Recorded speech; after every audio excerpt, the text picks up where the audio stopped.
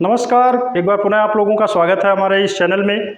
आज हम लोग अपने कलन से संबंधित दूसरे भाग का अध्ययन करेंगे जिसका नाम है समाकलन। आइए जानते हैं समाकलन क्या होता है। देखिए, समाकलन को इंग्लिश में बोला जाता है इंटीग्रेशन।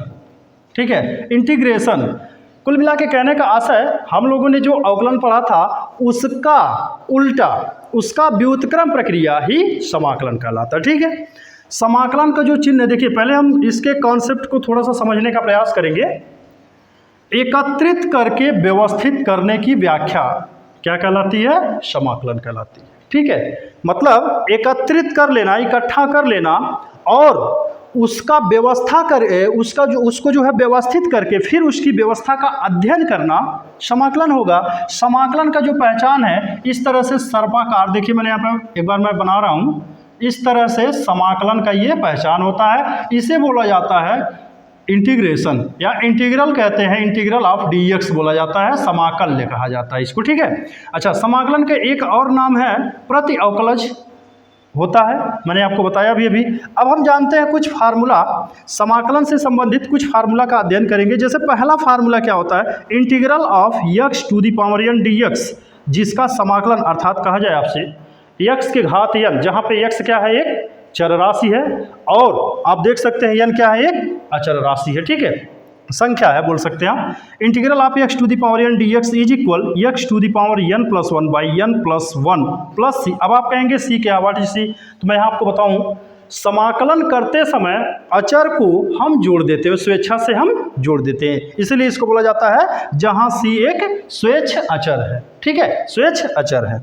अब देखिए दूसरा फार्मूला, किसी, आपने पढ़ा होगा अवकलन में कि किसी अचर का जो अवकलन होता है 0 होता है, लेकिन यहाँ ऐसा नहीं होता क्योंकि उसकी उल्टी प्रक्रिया है, उसका उल्टा प्रक्रिया है। तो देखिए, किसी अचर का जो अवकलन होता है उसमें चर, अर्थात कहने का आशय हो गया integral of c dx, c into D x, तो आप कहेंगे c और इसका हो जाएगा क्या?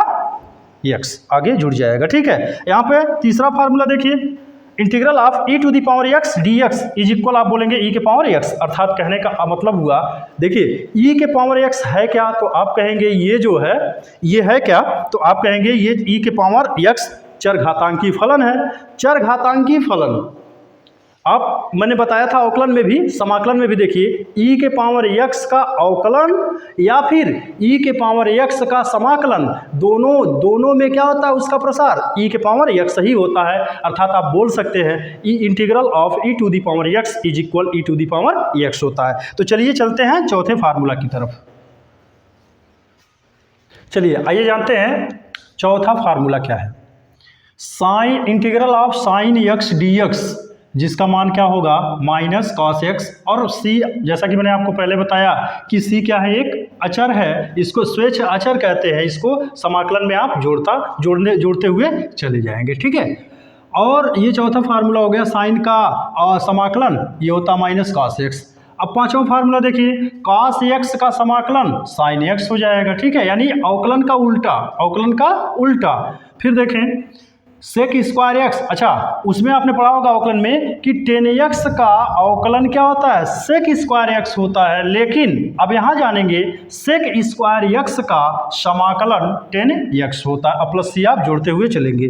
सातवां फार्मूला में देखिए, integral of sec x tan x, sec x into tan x d x is equal, इसको बोलेंगे आप सेक एक्स प्लस सी होगा।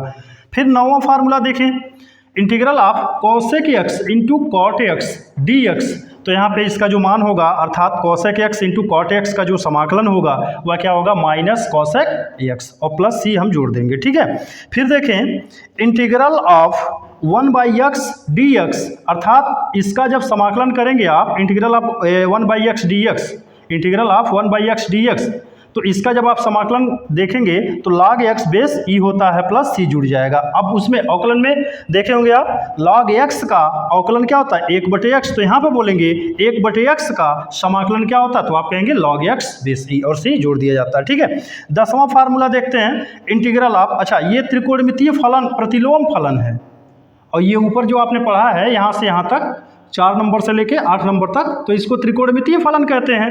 और ये बीजगणितीय फलन देख रहे हैं, लघुगणकी वाले में कन्वर्ट हो गया है, लघुगणक में कन्वर्ट हो गया।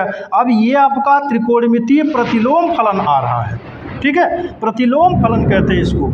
देखिए integral of d x by under root 1 minus x square, इसका वैल्यू क्या होगा, साइन इनवर्स एक्स, यहाँ पे साइन इनवर्स एक्स होगा। तो इसी क्रम में अभिग्रामा फार्मूला देखते हैं। देखिए ये त्रिकोणमितीय जो है प्रतिलोम फलन का चल रहा है, integral of minus d x by under root 1 minus x square is equal cos inverse x plus c, जैसा कि आप सी जोड़ते चले जाएंगे। ठीक है, मतलब अगर कहा जाए इंटीग्रल ऑफ का मतलब होता है ए माइनस 1 करड़ी में 1 माइनस एक्स स्क्वायर का समाकलन बोलेंगे कास इनवर्स एक्स होगा। ठीक है, उसके बाद 1 इसको हम पढ़ सकते हैं integral of d x by 1 plus x square, जो होगा क्या, टेन इनवर्स एक्स प्लस सी जुड़ जाएगा। उसके बाद 13वां फार्मूला देखते हैं। देखिए 12वां के बाद 13वां देखेंगे, integral of minus d x by 1 plus x square is equal बोलेंगे काट इनवर्स एक्स प्लस सी होता है। ठीक है, फार्मूला नंबर 14 की तरफ बढ़ेंगे, 14 नंबर सूत्र की तरफ बढ़ेंगे, integral of d x by x करड़ी में एक्स स्क्वायर माइनस 1, तो इसका जो समाकलन होगा सेक इनवर्स एक्स प्लस सी हो जाएगा। ठीक, उसके बाद फार्मूला नंबर 15 की ओर देखेंगे, integral of minus d x by x करड़ी में एक्स स्क्वायर माइनस 1, तो आप कहेंगे सेक कोसेक इनवर्स एक्स। तो ये रहा आपका 15 फार्मूला। इसी से संबंधित मैं आने वाले समय में आपको नई नई गणित की शाखाओं तथा महत्वपूर्ण तथ्यों के साथ आपको जो है अवगत कराऊंगा।